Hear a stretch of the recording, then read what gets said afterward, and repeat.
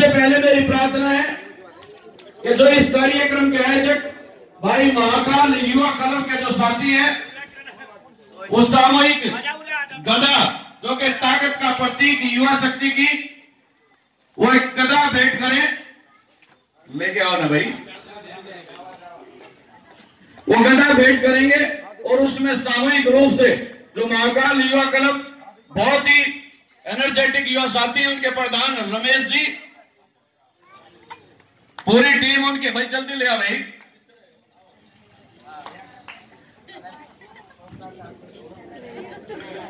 ये ताकत का प्रतीक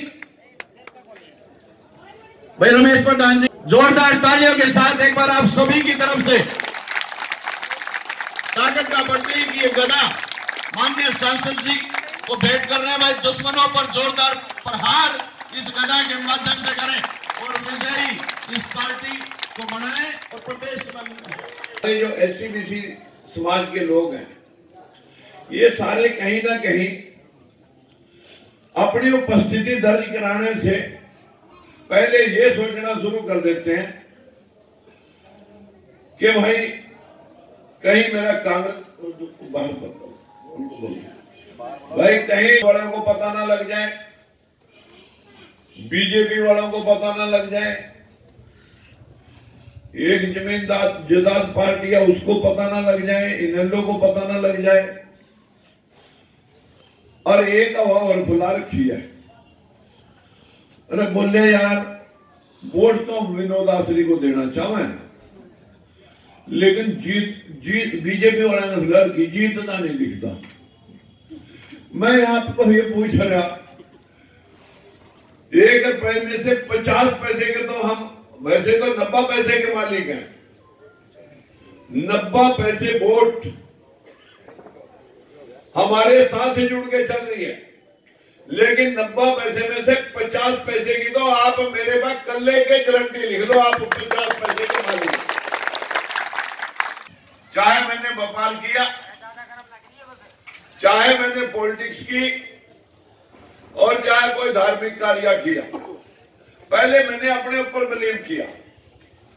सिकंदर को पूछा था किसी ने कि सिकंदर तेरे पास मुट्ठी भर सिपाही है और आगे मुगलों के पास लाखों लाखों के तोपखाने हैं, लाखों लाखों लोगों के साथ तोपखाना है, आप इसके ऊपर कैसे भी जा पाएंगे? तो सिकंदर का एक ही जवाब था कि हम भेड़ बकरी की गिनती नहीं करते, हम लाखों की संख्या सबको नहीं जानते, हमारे सिपाहियों की जो विल है, जो इच्छा शक्ति है, वो लाखों में भारी पड़ेगी। इस शक्ति के साथ हम हिंदुस्तान बना करेंगे। चाहते हैं बाकी हमने 100% मुट्ठी भर सिपाहियों से जीत हासिल करनी है और बड़ी बड़ी पार्टियों पे। देखिए, उपचुनाव जीतना समझो पूरी सरकार को धराशायी करना होता है। ये आम जनरल चुनाव नहीं है, ये उपचुनाव है। और बीजेपी सिर्फ एक ही बात पे लगी हुई है कि राजकुमार सैनी के सिपाही by any hook and crook किसी तरह भी मोल भाव से कैसे भी तोड़ लिए जाएं। जब राजकुमार के सिपाही टूट जाएंगे तो राजकुमार सैनी अपने आप मर जाएगा।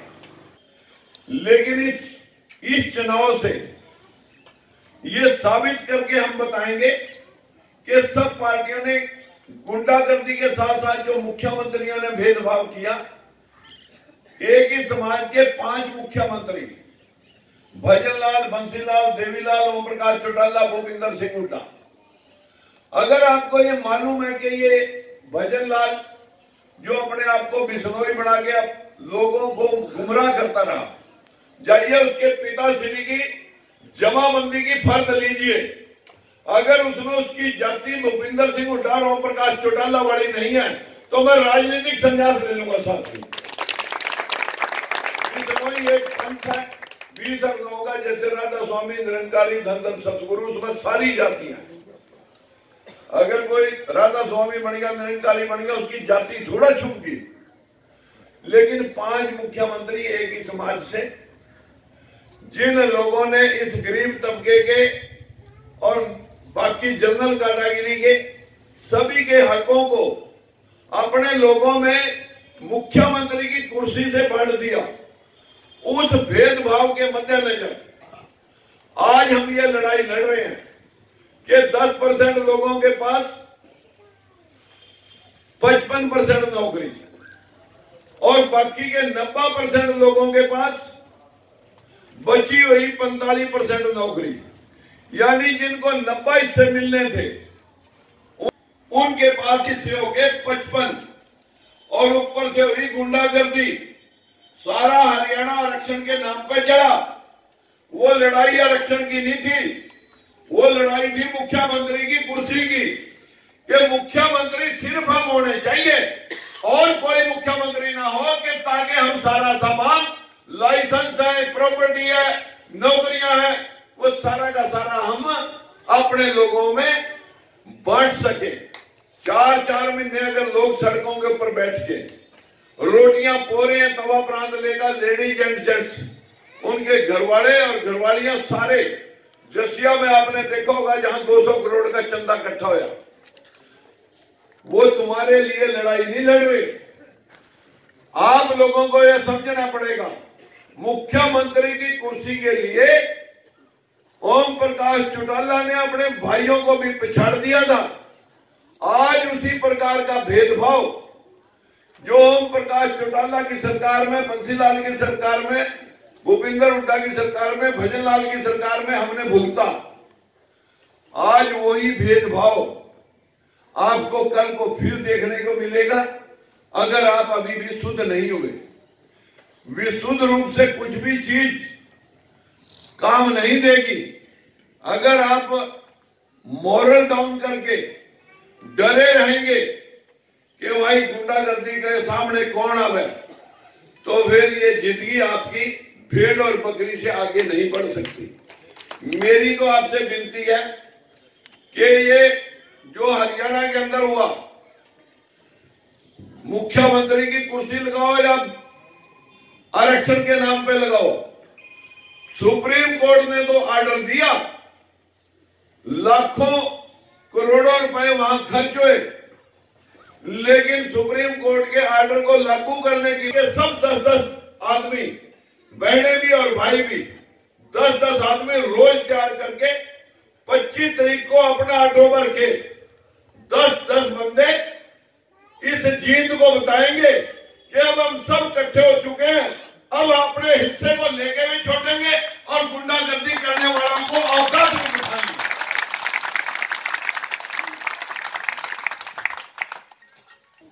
और 11% में उनको भा नहीं रहे, ये भी उन्हीं को चाहिए।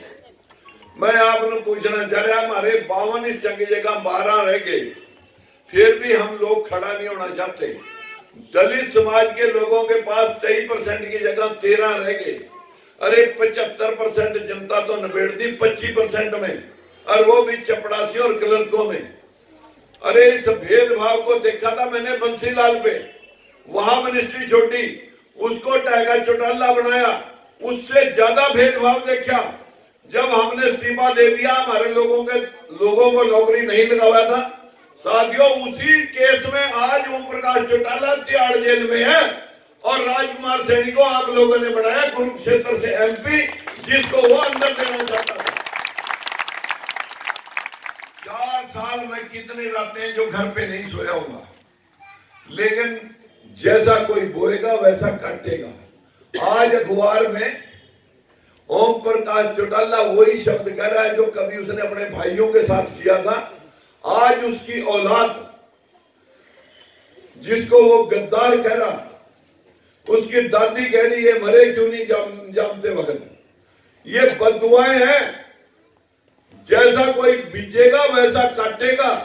जो अपने परिवार के नहीं हो सकते, आपके कैसे हो सकते हैं, बस मुझे ये बता दो मित्रों। भगवानों को भी लड़ना पड़ा। आप इतने कायर और बूझदिल बढ़ करके अगर जिंदगी गुजारोगे तो लोग कल को आपके बच्चों को बेगानी समझ करके बोलने भी नहीं देंगे। मेरी आपसे हाथ जोड़ के विनती है, यदि हम चाहते हैं अपना हिस्सा मांगने की बजाय लड़ना सीखो और लड़ने के लिए लठ नहीं उठाने की जरूरत है, बटन दबा दियो। जिस बात ऑटो रिक्शा का निशान सामने आए, कोशिश करो कि आप तो दबेंगे, कितने पड़ोसियों से आप और लोगों से फरियाद करके ऑटो रिक्शा का निशान के साथ जिन्होंने जींद के रण के अंदर एक कुरुक्षेत्र को बना दिया है और उनका ये कहना है कि वो जनता के हक हकूक की लड़ाई लड़ रहे हैं और उनका जो जोश है वो देखते ही बनता है। उनकी एक सभा में हम लोग पहुंचे हैं। इस सभा में उन्होंने बात की है और ये कहा है कि अभी जो 3 दिन बचे हैं उसके अंदर तैयारी करें और इसके साथ ही उन्होंने एक बात भी कही इसके अंदर कि उनके जो कार्यकर्ता हैं वो अपना ख्याल भी रखें। क्या किसी तरह से उनको शक है कि उनके किसी कार्यकर्ता पे कोई हमला हो सकता है या पहले की तरह कोई घटना घट सकती है?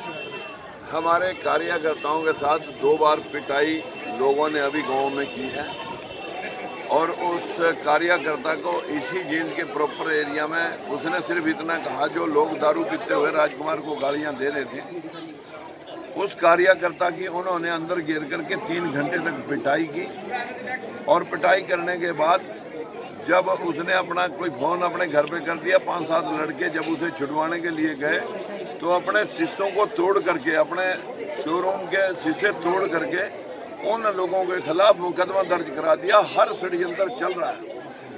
अभी मेरी एसपी साहब से बात हुई थी, उसकी इंक्वायरी करें कि वो लोग वहाँ जो अपने पिता को छुड़वाने गए वो कौन से घटना से लेकर गए और कौन सी वहाँ लड़ाई हुई। लेकिन वो CIA में है जिसका वो होटल है और CIA वाले ने अपने रसूख का वो फायदा उठा करके उन लोगों के खिलाफ मुकदमा दर्ज करा दिया। तो क्या आप बताएंगे कि चुनाव के दिन भी आपको लगता है इस तरह से कोई गड़बड़ हो सकती है, जिस तरह से बाहरी लोगों की बातचीत बार-बार की जा रही है आपके द्वारा? आपको मालूम है कि जिन लोगों के पास पूरा पुलिस प्रशासन में हाथ है, शासन में हाथ है, जिनके पास हर तरह का हथकंडा है, वो लोग कुछ भी कर सकते हैं। जो लोग पूरा हरियाणा जला चुके हैं वो किसी भी कार्यकर्ता के साथ कोई अनहोनी घटना घटा सकते हैं, इसलिए मैं ताकीद करता रहता हूँ। EVM मशीन के बारे में क्या कहना चाहेंगे? देखिए, EVM मशीन का जो है ना, बहुत सारी जगह से कुछ लोगों ने कहा कि इसमें कोई शक व स्कूप है, लेकिन मैं इस बात के ऊपर बहुत ज़्यादा वरीड नहीं हूँ, क्योंकि अब पूरे देश के अंदर जो कांग्रेस वाले बोलते थे कि EVM मशीन में गड़बड़ है तो वो फिर 5 स्टेटें कैसे जीत गए। जो वोटर है कोई एक आध मशीन खराब हो सकती है अब, लेकिन ऐसा सिस्टम कोई 2019 हरियाणा का इतिहास बदल रहा है। 2019 का इतिहास 70 साल का इतिहास बदल रहा है, नॉट ओनली 2019। ये तो पूरा अब 70 साल के बाद बड़े से बड़ी सल्तनतें चेंज हो जाती हैं, क्योंकि जब भी शक्ति का दुरुपयोग होता है तो जनता आक्रोशित होती है। जी, ये थे हमारे साथ राजकुमार सैनी, जिन्होंने हमें बताया कि 2019 के अंदर हरियाणा प्रदेश का जो वातावरण है वो बदलेगा। इसके साथ इन्होंने ये भी बताया कि EVM को लेकर ये आश्वस्त है कि उस तरह की कोई बात नहीं होगी, पर साथ में उनका ये भी कहना है कि इनके जो कार्यकर्ता हैं उन पर हमले हो रहे हैं और इसके लिए बार बार ये प्रशासन से गुहार लगा रहे हैं कि इनको सुरक्षा प्रदान की जाए। तो लगे रहें हमारे साथ, देखते रहें A1 हरियाणा।